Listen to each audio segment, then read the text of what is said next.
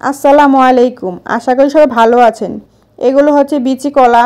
এগুলো দিয়ে আমি একটা নাস্তা তৈরি করব, সেটাই সবার সাথে শেয়ার করব। প্রথমে আমি কলাগুলো ছিলে একটা বাটির মধ্যে নিয়ে নিলাম। এখন হাতের সাহায্যে একটু ভেঙে নিচ্ছি।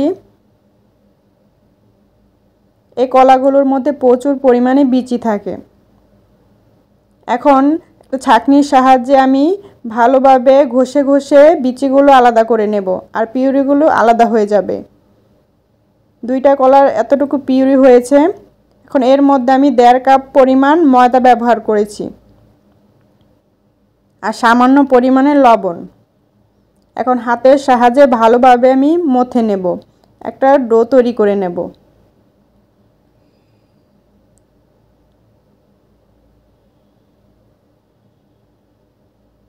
এই পর্যায়ে আমি সামান্য সয়াবিন তেল ব্যবহার করব। এখন আরেকটু মথে নেব, তেলটা মিশিয়ে নেব ভালোভাবে। একটা নরম তুলতুলে ডো হয়েছে। আমি এখন লেচি কেটে নিচ্ছি, 2টা লেচি কেটে নিয়েছি। এই পর্যায়ে আমি একটা পলিথিন ব্যাগ আছে, সবার বাড়িতে থাকে, এটা আমি কেটে নিয়েছি সুন্দর করে। এখন হাতের সাহায্যে এটা একটু রুটির শেপ করে নেব।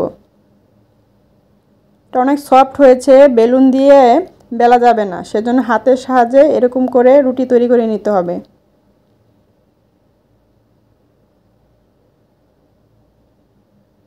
তৈরি করা হয়ে গেছে আমার রুটি। একটা তাওয়া বসিয়ে নিয়েছি, এখন এটা ভালোভাবে ছেঁকে নেব।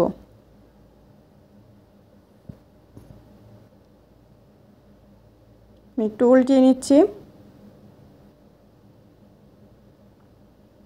একটু ভালোভাবে মচমচা করে আমি এটা ভেজে নেব।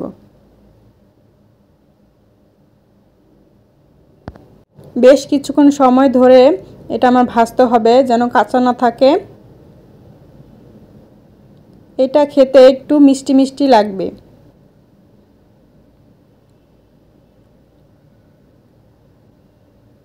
আমি আরেকবার উল্টিয়ে নিচ্ছি।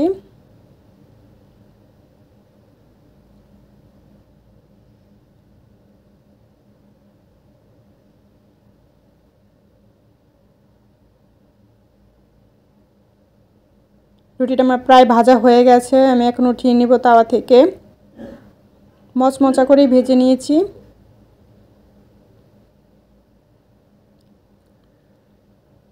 একইভাবে আমি দুটোটা রুটি ভেজে নিয়েছি। দেখুন কালারটা কেমন হয়েছে। এটা গুড়ের সাথে খেতে অনেক ভালো লাগে। আপনারাও চাইলে বাসায় তৈরি করে নিতে পারেন। আমার ভিডিওটি ভালো লাগলে লাইক, কমেন্ট, শেয়ার করে দিবেন। ধন্যবাদ সবাইকে।